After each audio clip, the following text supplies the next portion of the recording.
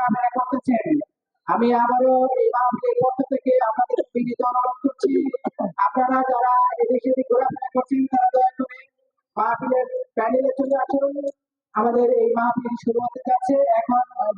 পবিত্র মাহফিল এবং কোরআন থেকে তেলাওয়াত এবং হাদিস থেকে বর্ণনা করবেন হযরত মাওলানা মুফতি শামসুল হক সাহেব। হযরত মাওলানা মুফতি শামসুল হক সাহেব, তাকে তার মূল্যবান বক্তব্য পেশ করার জন্য সবিনয় অনুরোধ করছি।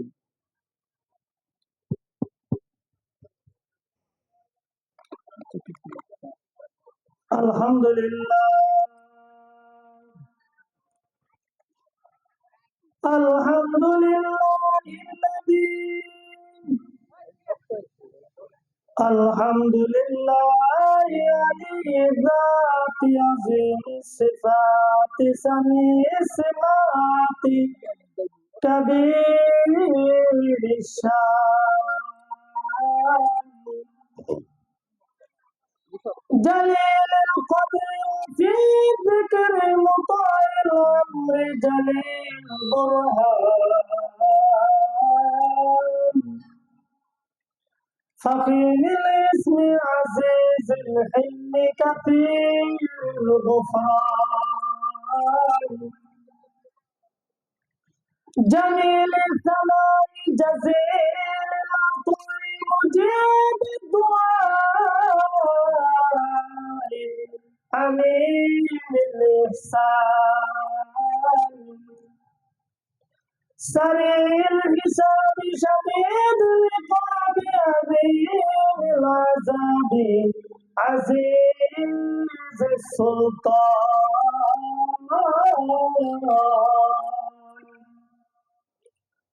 ونشهد أن لا إله إلا الله وحده لا شريك له ونشهد أن سيدنا وسندنا وحبيبنا ومولانا محمدا عبده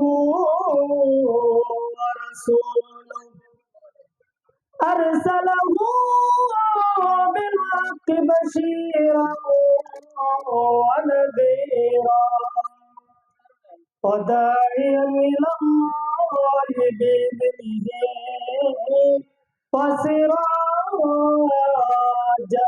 منيرا بلغ العلا بكماله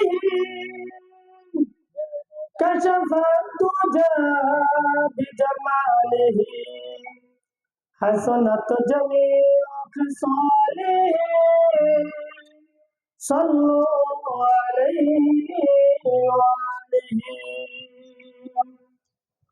وقال الله تعالى في كلامه المجيد والفرقان الحميد كل نفس ذائقة الموت ثم إلينا ترجعون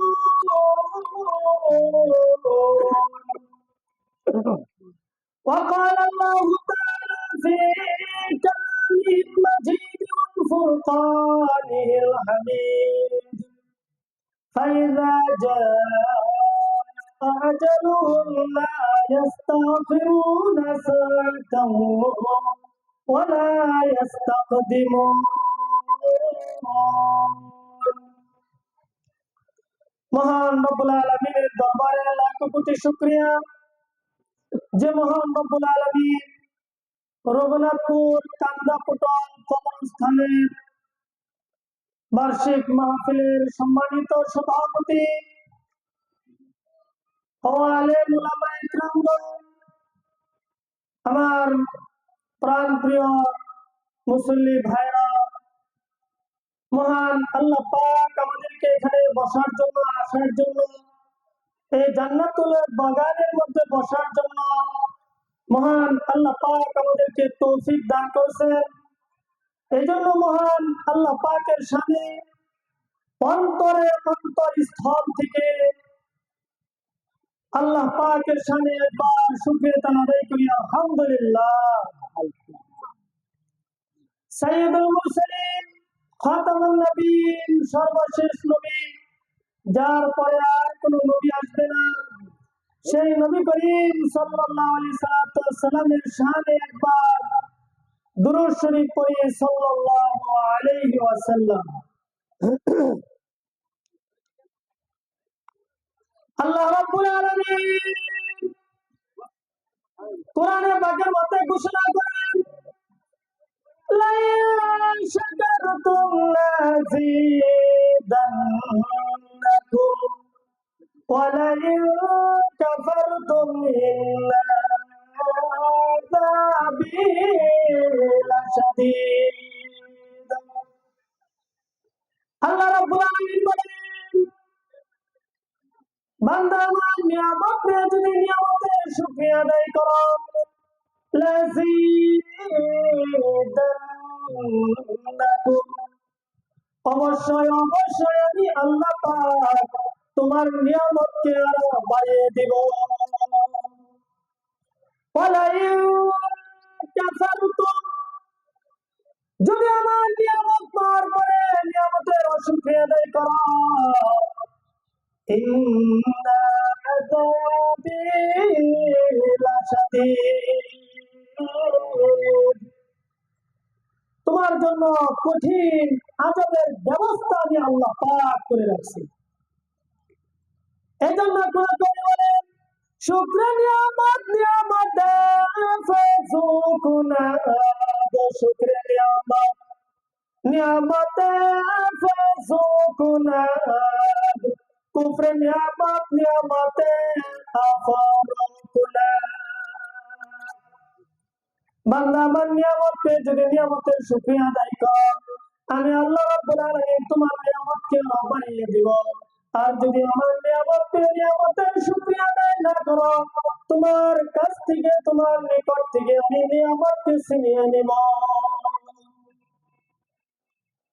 মহান আল্লাহ পাক আমাদেরকে এই কবরস্থানের নিকটে কোরআন এবং হাদিসের আলোচনা করার জন্য, বসার জন্য, শোনার জন্য, শ্রবণ করার জন্য আল্লাহ পাক তৌফিক দান করলেন। এই জন্য আরেকবার শুকরিয়া আদায় করি আলহামদুলিল্লাহ।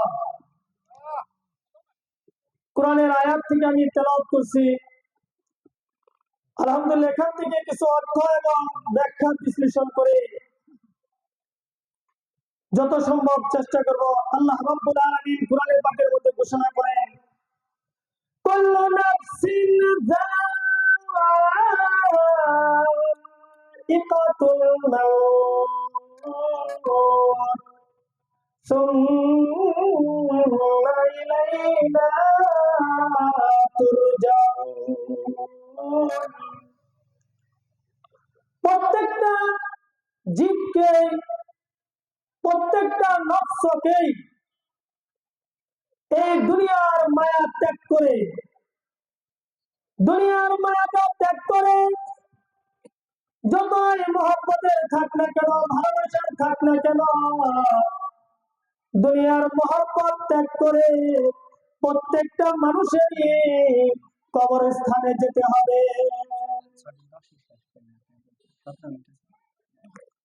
প্রত্যেকটা লোককেই কবরস্থানে যাইতেই হবে। শুধু তাই নয়, আয়াতের সামনে আল্লাহ রাব্বুল আলামিন বলেন, সুম্মা ইলাইনা তুরজাউন। মৃত্যু হয়ে শেষ নয়, আমি আল্লাহ রাব্বুল আলামিনের নিকট, আমি আল্লাহর কাছে তোমার ফিরে আসতে হবে এবং সব কিছু দুনিয়ার মধ্যে যা কিছু করেছ সব কিছুর হিসাব আমি আল্লাহর কাছে দিতে হবে। আল্লাহ রাব্বুল আলামিন কোরআনের অন্য আয়াতের মধ্যে ঘোষণা করেন, ফাইযা জাআ আজালুহুম লা ইস্তাগফিরুনা সাআতাও ওয়া লা ইস্তাকদিমুন।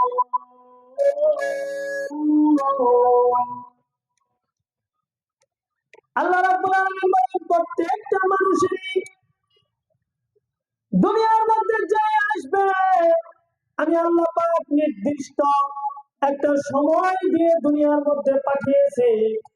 যখন তার মৃত্যুর সময়টা আসবে, এক সেকেন্ড, এক মুহূর্ত তাকে সামনে অগ্রসর হওয়ার জন্য দেওয়া হবে না এবং পিছনের দিকেও আসতে পারবে না।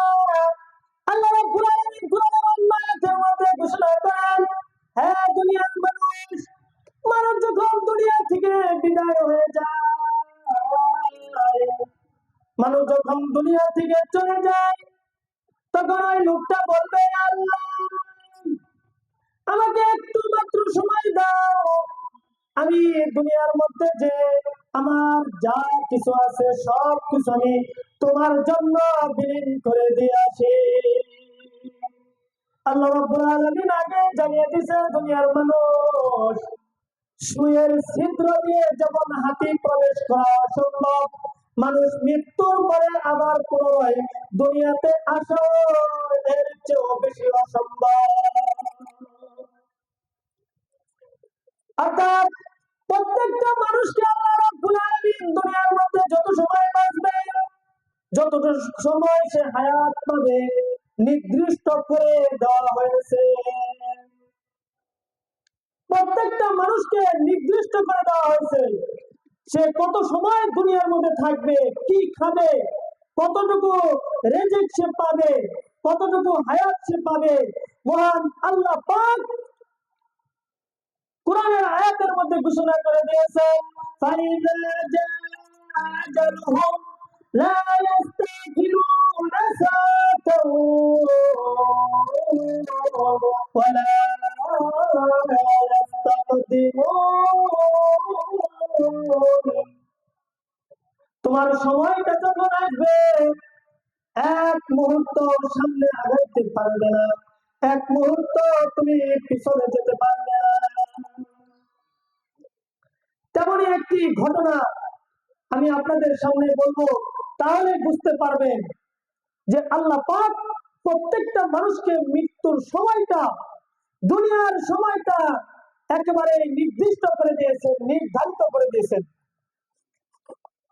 বর্তমানে যে বাইতুল মুকাদ্দাস আছে, এই বাইতুল মুকাদ্দাসটা হযরত দাউদ আলাইহিস সালাম আল্লাহ রাব্বুল আলামিনের কাছে দোয়া করলেন, মাবুদ আমি একটা তোমার ঘর বানাতে চাই। আল্লাহ রাব্বুল আলামিন বললেন, দাউদ ঠিক আছে তুমি বানাও। হযরত দাউদ আলাইহিস সালাম বাইতুল মুকাদ্দাস বানাতে আরম্ভ করলেন। শেষ হয় নাই, এই মুহূর্তে আল্লাহ রাব্বুল আলামিনের তরফ থেকে দাওয়াত এসে গেল, ডাক এসে গেল, দাউদ তোমার দুনিয়ার হায়াত শেষ হয়ে গেছে। হযরত দাউদ আলাইহিস সালাম দুনিয়া থেকে বিদায় হয়ে গেল, মসজিদটা অসম্পূর্ণ হয়ে গেল। এরপরে দাউদ আলাইহিস সালামের ছেলে হযরত সুলাইমান আলাইহিস সালাম সারা পৃথিবীর রাজত্ব পেয়ে গেল। পৃথিবীর মধ্যে আল্লাহ রাব্বুল আলামিন চারজন বাদশা ছিল, সারা পৃথিবী রাজত্ব করেছে। সারা পৃথিবী রাজত্ব করেছে, দুজন ছিল মুসলমান আর দুজন ছিল কাফের। দুজন মুসলমান, একজন হলো সুলাইমান আলাইহিস সালাম, আরেকজন হলো বাদশা যুলকারনাইন। হযরত সুলাইমান আলাইহিস সালামকে আল্লাহ পাক একটা আংটির মর্যাদা দিয়েছিল, যার দ্বারাই সারা দুনিয়া রাজত্ব করেছে। হযরত সুলাইমান আলাইহিস সালাম যদি চাইতো এক মাসের রাস্তা একদিনে সে অতিক্রম করতে পারত, যদি বলেন সুবহানাল্লাহ। এক মাসের রাস্তা একদিনে অতিক্রম করতে পারত। হযরত সুলাইমান আলাইহিস সালাম আল্লাহ রাব্বুল আলামিনের দরবারে দোয়া করলেন, মাবুদ আমার পিতা তো মসজিদ বানাইতে চেয়েছিল, শেষ করতে পারে নাই। ইয়া আল্লাহ, এই বাইতুল মুকাদ্দাসটা আমার হাত দ্বারা সম্পূর্ণ করতে চাই। আল্লাহ রাব্বুল আলামিন বললেন, হ্যাঁ সুলাইমান, ঠিক আছে, তুমি কাজ আরম্ভ করে দাও। হযরতে সুলাইমান আলাইহিস সালাতু ওয়াস সালাম বাইতুল মুকাদ্দাসের কাজ আরম্ভ করে দিল। জিন দ্বারা, পরী দ্বারা এবং মাখলুকাত দ্বারা, অর্থাৎ আল্লাহ রাব্বুল আলামিন হযরতে সুলাইমান আলাইহিস সালাতু ওয়াস সালামকে সমস্ত পাখিগুলো, সমস্ত পশু পাখি, জিন দাও, সব কিছু পরিগুলো সুলাইমান আলাইহিস সালাতু ওয়াস সালামের অধীন করে দেওয়া হয়েছিল। সবকিছু সুলাইমান আলাইহিস সালামের অধীন করে দেওয়া হয়েছিল। সারা পৃথিবী রাজত্ব করছে। হযরতে সুলাইমান আলাইহিস সালাতু ওয়াস সালাম বাইতুল মুকাদ্দাস করতে আরম্ভ করলো। শুরু করো বাইতুল মুকাদ্দাসের কাজ, আল্লাহর ঘরের কাজ আরম্ভ করলো। করতে করতে করতে করতে এখনো শেষ হয় নাই। এই সময় আল্লাহ রাব্বুল আলামিনের তরফ থেকে দাওয়াত আসলো, হে সুলাইমান, তোমার দুনিয়ার হায়াত শেষ, আর তোমাকে হায়াত দেওয়া যাবে না। কারণ আমার বিধানটা হলো, ফাইদা জাআ আজালুহুম লা ইস্তাখিরুনা সাআতাও ওয়ালা ইস্তাকদিমুন।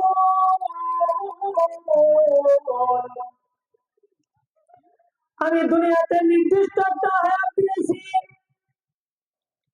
এই হায়াতটা যখন তোমার শেষ হয়ে যাবে, আর সামনে হায়াত দেওয়া যাবে না, তোমার সামনে আর আগাইতে বাড়তে পারবে না। আপনারা সকলে জানেন, বাদশা সাজ্জাদ ছিল বিশাল বড় লম্বা ঘটনা। আল্লাহ রাব্বুল আলামিন তাকে বিশাল অট্টালিকা দিয়েছিল, এমনকি দুনিয়ার মধ্যে জান্নাতও বানাইছিল। যখন জান্নাতের মধ্যে বানানোর পরে একটা পা মাত্র ঢুকাইছে, এই মুহূর্তে আজরাইল আলাইহিস সালাম এসে উপস্থিত। বাদশা সাজ্জাদ জান্নাত বানাইছিল, নাজ নিয়ামত আল্লাহর সাথে নাফরমানি করে, আল্লাহর সাথে টক্কর দিয়া জান্নাত বানাইছিল দুনিয়াতে বাদশা সাজ্জাদ। যখন একটা পা জান্নাতের গেটের কাছে চলে গেছে, এই সময় আজরাইল এসে হাজির। আজরাইল এসে হাজির। আজরাইল এসে বলতেছে, হে বাদশা সাজ্জাদ, আল্লাহর সাথে নাফরমানি করে তুমি বড় অন্যায় করেছ। সুতরাং তুমি যে দুনিয়ার মধ্যে জান্নাতটা বানাইছো, এখানে যাওয়ার তোমার অনুমতি নাই, কারণ তোমার হায়াত শেষ হয়ে গেছে।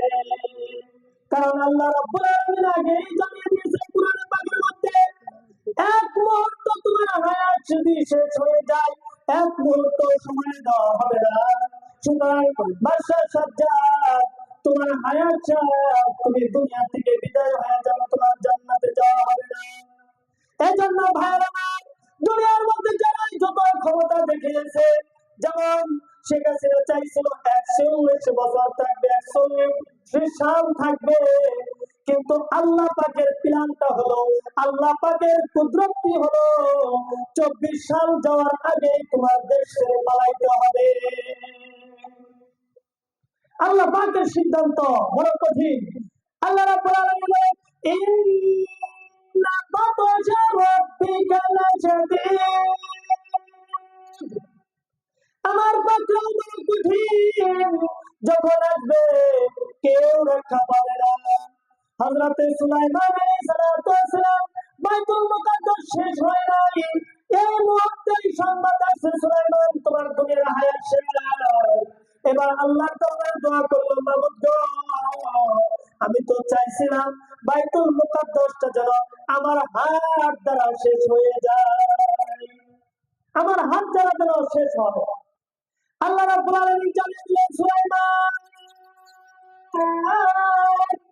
তোমার হায়াত শেষ, সুতরাং দুনিয়া থেকে তোমার বিদায় হতে হবে।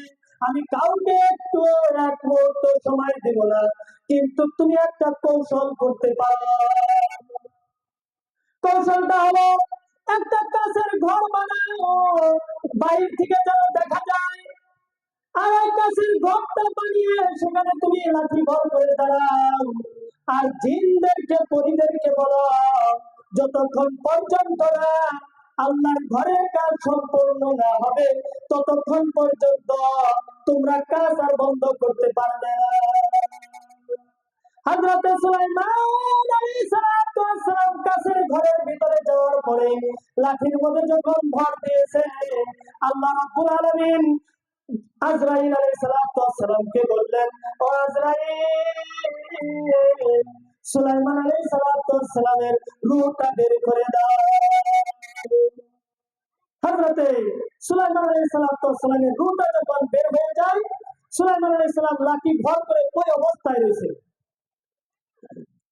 এইভাবে মুফাসসির একরাম বলেন, তাফসীরের মধ্যে আসছে হযরত সুলাইমান আলাইহিস সালাম 1000 বছর লাঠির মধ্যে ভর দিয়েছিলেন। মসজিদের কাজ যখন শেষ হয়ে গেছে, হযরত সুলাইমান আলাইহিস সালামের লাঠিটা আস্তে করে ভেঙে সুলাইমান আলাইহিস সালামের লাশটা পড়ে গেছে। জিনরা সকলে গবেষণা করে দেখছে হযরত সুলাইমান আলাইহিস সালাম 1000 বছর আগে দুনিয়া থেকে বিদায় হয়ে গেছে। সুতরাং আমাদের আজকে যে গুরুত্বপূর্ণ মাহফিল কবরস্থান উদ্যোগে এখানে আমাদের আসতেই হবে। আল্লাহ পাক রাসূলের মাধ্যমে বলে, একটা কাজ যদি করে তাহলে কবরের শাস্তি থেকে মুক্তি পেয়ে যাবে, একটা কাজ করলে। যাই হোক, আল্লাহ পাক আমাদের সকলকে আমল করার জন্য তৌফিক দান করো, সকলে বলেন আমিন। আল্লাহ পাক আমাদের সকলকে কবরের জান্নাত নসিব করে দেয়। এখানে যারা আছে এদেরকেও আল্লাহ পাক জান্নাতের উঁচু মাকাম দান করো, সকলে বলেন আমিন।